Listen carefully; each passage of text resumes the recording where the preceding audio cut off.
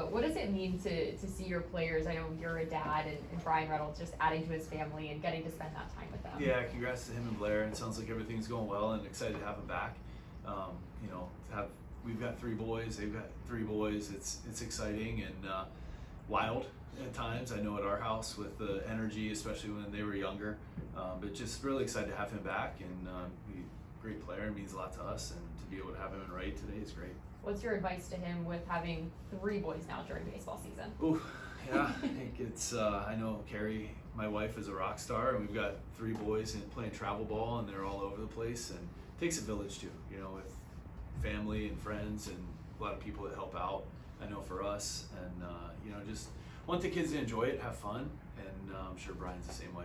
Do you think that he strategically maybe planned coming back today to get a swing at these young Vandy guys that are now on the Rangers in the next 2 days?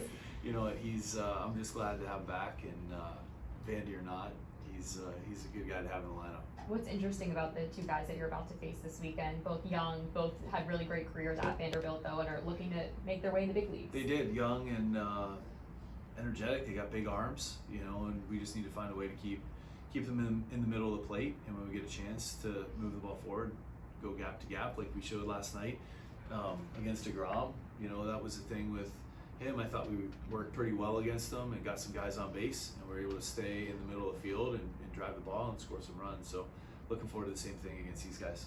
What kind of shape's the bullpen in today? I don't know if you guys saw, Barucki is going to go on the IL. Hunter Stratton is here, got called up. So we've got options coming out of the pen, and obviously they've done a really good job for us to have the doubleheader in Detroit. And yesterday for Ashcraft coming out, give us some Matson going back to back, and it was unfortunate with Barucki there getting hurt, but Fergie able to come in and pick us up. They've done a really good job for us the last few days. What did you find out with Barucki? Was it? I know you mentioned it being lower back stuff, but I don't know exactly what it entails, but it was in that lower back area. We spoke with Oneil this morning, and he was so receptive and just really respectful of everything that you did for him yesterday through those moments and the confidence you gave him. What does it mean to know that, he took a lot of pride and now playing really hard for you? He appreciated the work you've done with him over the years in the infield and just built that relationship. What does it mean to know that he was so receptive of everything that went on? Well, I think that we've seen it this year, the way that he's worked and how he's gotten better in center field. And I think when those moments happen, nobody feels worse than Oneil does, right? And how do we show that? And in that moment, he kind of got down on himself. Instead of going to get the ball and continuing to compete and play baseball. And the thing that I was proud of yesterday with him is the way he bounced back. Like we talked about after the game. We had the conversation. He almost makes a catch in center field. He bounces off the wall to go get it. He's busting his butt to go get the ball in left center, runs hard down the line. Like those are the expectations that we expect these guys to compete with. And we talk about respecting the game, playing the game the right way. And I think he showed that yesterday. Obviously the first inning, he doesn't want to miss that ball. Like he doesn't want to go out and not come up with that ball, but how do we respond in that moment to go get it? And you might not be the guy that gets it. So, hopefully there's a teammate coming in behind you, but we have to show that effort, and he's continued to show that. For last year, going from short to center, the way he's continued to work to get better in center field, and I think that yesterday in a small sample bounced back really well and showed that energy and that effort can change in the middle of a game too. Did you see that from him offensively as well? I know the results weren't there, but he certainly was hustling. He was competing. I mean, I felt, and I told him after the game yesterday, I felt like the at-bats got better. As the game went. I know he had the strikeouts early, but the last at-bat off of a tough lefty, he hit that ball pretty good and then busted his butt down the line. And those are the things that we need to continue to do every day, individually and collectively. I think with Oneil, and the thing that we didn't talk about, coming off of the road trip, long day in Detroit, didn't get home until 3 a.m. It's not an excuse. Like we need to be ready to go, be ready to play. And I felt like there was a little lull at the beginning of the game, but as a team, found a way to bounce back and work DeGrom, get those guys on base, and we hit some balls hard early in the game too. That Garcia made 2 really good plays and Kutch lines out to Seager, but continue to stay with it. Scored a couple runs off of DeGrom and put ourselves in a chance to score more. How important is it to be a baseball team that's making sure that the other team, when they record 27 outs against you guys, that all 27 outs are as difficult as absolutely possible? That's it. You know, and when we talk about respecting the game, to play the game the right way and you know, do that. And for the most part, I think that we have. You know, there's you know, on both sides of the ball, trying to only make them get 27. Like, we want to make every play on defense, and we want to make them, when they're on defense, make every play as tough as possible. You know, and that includes the effort that we're giving down the line as well. With Brocky's injury, how does that change Ferguson's role? Does he become more of a matchup guy for you? I mean, because, you know, your lefty options at the beginning of the year were a lot. Now, you know, they've kind of dwindled. So I wonder if there's any domino effect with Brocky out, if that affects Caleb at all. Yeah, we'll see how that goes. Fergie's been so good for us, and in a lot of leverage spots too. You know, and having Mattson that can match up against right and left as well. His numbers against left have been pretty good. I think that having Mattson and Fergie, I think Fergie, I guess just off the top of my head right now on the spot, I don't see him as just a left-handed guy. You know, see him mixing in because he's been able to. He has success against righties as well, so he's meant a lot to us in the leverage part of the pen, and I see him more staying in on that side of things.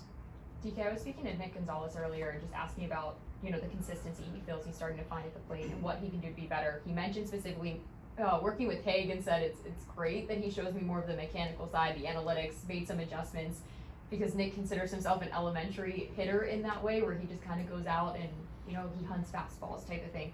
What have you seen in his growth in that way, or just adaptability to be able to mesh what Haig's maybe bringing in his game? Nick's a smart guy, and he likes that side of things.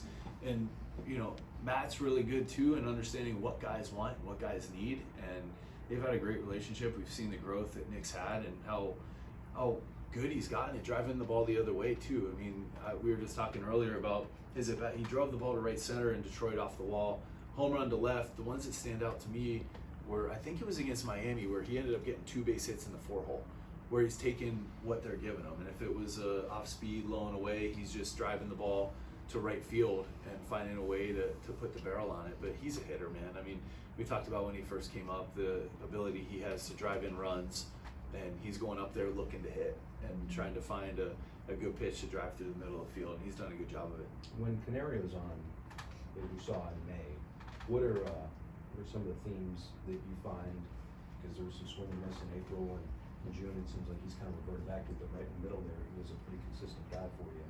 When he's on, what is it that makes him on? Yeah, he's not missing pitches that are in the middle of the plate, and I think that staying on that fastball, finding ways to time that up, and when he was going through that, he got some off speed that he could handle and did something with it.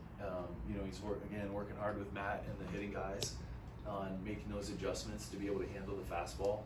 We've seen that they've tried to exploit that a little bit and you know, go to that fastball mid-90s and up, and which has been harder for him, and I think that he's starting to make the adjustment and get on that. DK, you guys are approaching the midway point of the season in terms of 81 games. How much do you feel that you've improved since you took over as manager? Where do you see the improvements, and where do you want to see improvement in the second half of the season? Yeah, I think that we've, for the most part, played pretty good baseball. You know, consistent. I think offensively is the spot that we can all see we need to continue to get better at and continue to work on. Starting pitching has been really good. Bullpen has been really good. Defense has been good.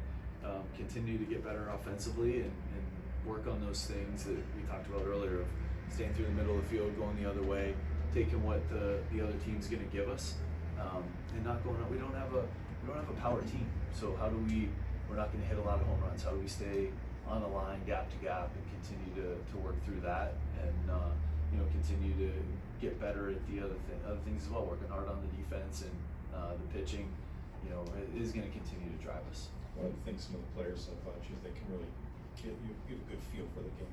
As a former player, you've been anticipating different things. How much do you feel like that's been a factor in your success? You know what, we try to, you know, and it's great, the staff that we have around with Gino and Truby and Rabs and Oscar and Strami, just a lot of input and trying to stay ahead of things as much as we can, you know, relying on experience from playing, you know, and trying to take everything into account when we're going through a game, and, you know, really trying to put the players in the best position possible for them to be successful, which in turn is going to help us as a team be successful.